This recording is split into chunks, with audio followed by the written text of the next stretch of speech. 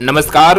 मध्य प्रदेश की ताज़ा और बड़ी खबरें रोजाना देखने के लिए हमारे चैनल कमल गुरु को सब्सक्राइब जरूर करें और साथ में बेल आइकन को दबाएं। आप मध्य प्रदेश के किस जिले से इस न्यूज को देख रहे हैं कमेंट बॉक्स में लिखकर जरूर बताएं। आइए देखते हैं मध्य प्रदेश से आज दोपहर की बड़ी खबरें। मुख्यमंत्री डॉक्टर मोहन यादव विदिशा में बुधवार को करेंगे 177 करोड़ के विकास कार्यों का भूमि पूजन लोकार्पण। आपको बता दें, मुख्यमंत्री डॉक्टर मोहन यादव बुधवार को विदिशा में 124 करोड़ रुपए के विकास कार्यों का लोकार्पण और 53 करोड़ रुपए की लागत के निर्माण कार्यों का भूमि पूजन करेंगे। कार्यक्रम में पीएम जन मन योजना के 3183 और आवास प्लस योजना के 749 कुल 3932 हितग्राहियों का आवास योजना में गृह प्रवेश कराया जाएगा।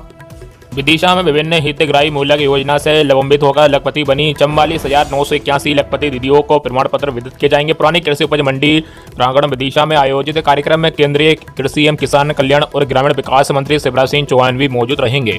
विदिशा में कृषि आधारभूत संरचना निधि योजना, प्रधानमंत्री सूक्ष्म खाद्य एवं उद्यम उन्नयन योजना, मध्य प्रदेश एमएसएमई प्रोत्साहन योजना, बकरी पालन डेयरी व्यवसाय सहित अन्य योजनाओं हितग्राहियों को हित लाभ वितरित किए जाएंगे। आवास योजना में 11,716 हितग्राहियों को आवास स्वीकृतियां भी प्रदान की जाएगी।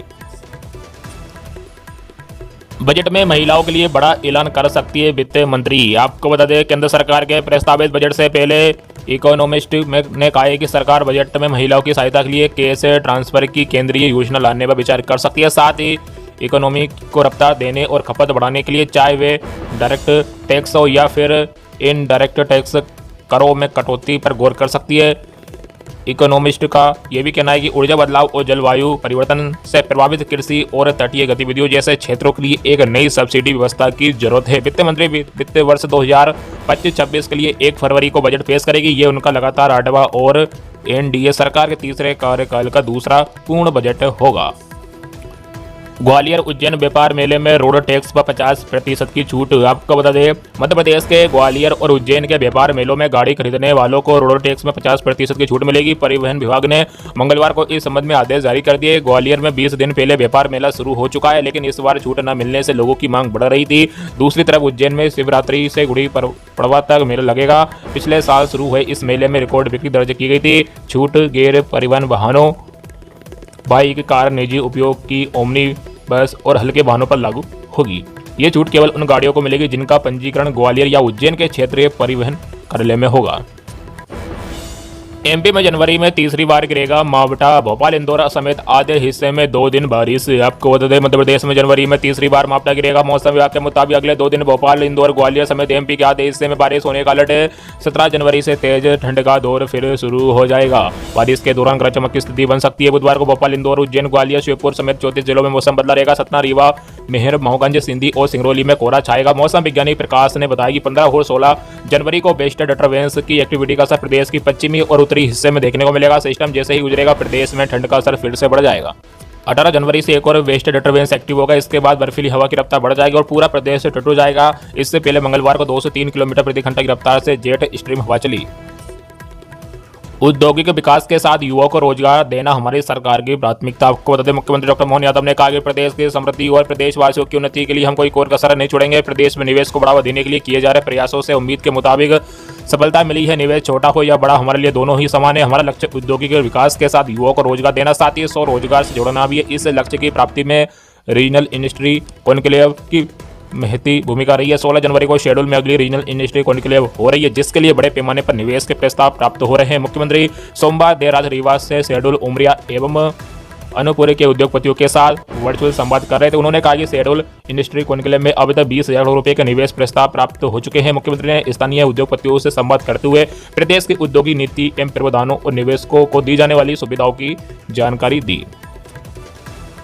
सरकार फिर शुरू कर सकती है अहाते, नाम होगा परमिट रूम। आपको बता दें, शराब दुकानों के आसपास अहाते एक बार फिर शुरू हो सकते हैं। 2023 में विधानसभा चुनाव के पहले शिवराज सरकार ने इन्हें बंद कर दिया था। प्रदेश सरकार के आबकारी महकमे ने शराब दुकानों को लेकर जो पॉलिसी का ड्राफ्ट तैयार किया है, उसमें इस बात का प्रावधान किया गया कि इन हाथों को अब परमिट रूम कहा जाएगा। हालांकि इस पर अंतिम निर्णय मुख्यमंत्री डॉक्टर मोहन यादव की मौजूदगी में होने वाली कैबिनेट में लिया जाएगा। सोमवार को आबकारी नीति के नए ड्राफ्ट को लेकर मंत्री जगदीश देवड़ा की मौजूदगी में हुई बैठक में हाथे फिर से शुरू करने पर विचार किया गया। सूत्रों की माने तो राजस्व बढ़ाने के लिए इन हाथों को खोलने का सुझाव दिया गया। अब शराब दुकानों के 100 मीटर के क्षेत्र में परमिट रूम की परमिशन दी जाएगी। इसका स्वरूप मिनी बार जैसा होगा, जिससे लोग शराब दुकानों के आसपास खुले में शराब पीने से भी बचे। 10वीं 12वीं का पेपर लीक रोकने के लिए सख्ती, कलेक्टर प्रतिनिधि थाने से भेजेंगे सेल्फी, ओ पर रहेगा फोन, ट्रैक होगा रूट। आपको बता दें, प्रदेश में हाई स्कूल और हाई सेकेंडरी की बोर्ड परीक्षाओं में पेपर की गोपनीयता के लिए माध्यमिक शिक्षा मंडल ने तैयारी पूरी कर ली है। 2023 में सोशल मीडिया पर पेपर लीक होने पर गोपनीयता पर सवाल उठे थे। इस बार 3887 परीक्षा केंद्रों में से करीब 600 परीक्षा केंद्रों पर जिले के कलेक्टर द्वारा ऑब्जर्वर नियुक्त किए जाएंगे। ये सुबह 8 बजे से दोपहर 1 बजे तक उस परीक्षा केंद्र पर ही मौजूद रहेंगे और रिपोर्ट ऑनलाइन ही मंडल को भेजेंगे। परीक्षा केंद्र पर नियुक्त किए गए कलेक्टर प्रतिनिधि परीक्षा केंद्र के पास के थाने में उपस्थित होकर पेपर निकलवाने और उसे केंद्र तक सुरक्षित पहुंचाने की जिम्मेदारी संभालेंगे। इस दौरान वे एमपी बोर्ड द्वारा तैयार करवाए गए ऐप पर थाने से सेल्फी भेजेंगे। परीक्षा केंद्र के रूट की भी मॉनिटरिंग होगी। प्रधानमंत्री आवास योजना इस दिन शुरू होगा, सर्वे नए नाम जोड़े जाएंगे। आपको बता दें, प्रधानमंत्री आवास योजना केंद्र सरकार के देश के गरीब व जरूरतमंद लोगों को अपना घर उपलब्ध कराने की योजना है। इस योजना के तहत लाभार्थियों को सब्सिडी व लोन प्रदान किया जाता है ताकि वे आसानी से अपना घर खरीद या बना सके। इस योजना को शहरों में प्रधानमंत्री आवास योजना शहरी और गांव में प्रधानमंत्री आवास योजना ग्रामीण के नाम से संचालित किया जा रहा है। इस समय प्रधानमंत्री आवास योजना ग्रामीण के लिए सर्वे काम शुरू किया जा रहा है। ये सर्वे 10 जनवरी 2025 से शुरू हो रहा है। ये सर्वे उन लोगों के लिए किया जाएगा जिन्होंने पीएम आवास योजना ग्रामीण के तहत आवेदन किया है। सर्वे के बाद आपका नाम पीएम आवास योजना की लाभार्थी सूची में शामिल किया जाएगा और आपको मकान बनाने के लिए आर्थिक सहायता प्रदान की जाएगी।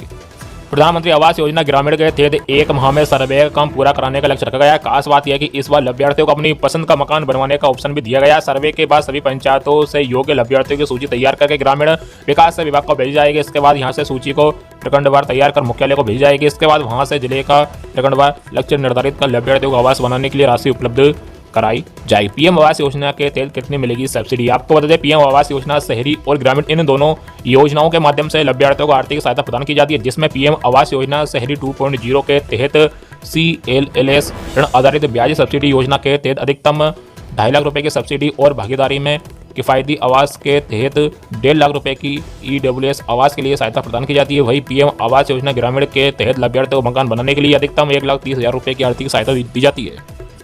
पीएम आवास योजना ग्रामीण की इस बार जारी की गई संशोधित नई गाइडलाइन के अनुसार जिन लाभार्थियों के पास बाइक ट्रैक्टर है उन्हें भी पीएम आवास योजना का लाभ प्रदान किया जाएगा। इसके अलावा यदि किसी परिवार का कोई सदस्य 15,000 रुपए प्रति माह कमाता है तो भी उसे प्रधानमंत्री आवास योजना का लाभ दिया जाएगा। पहले 10,000 रुपए प्रति माह कमाने वाले लोगों ही इसमें आवेदन के लिए पात्र माना जाता था। योजना के नियमों में ढील दिए जाने से अब अधिक जरूरतमंदों और गरीबों तक इस योजना का लाभ पहुंच सकेगा।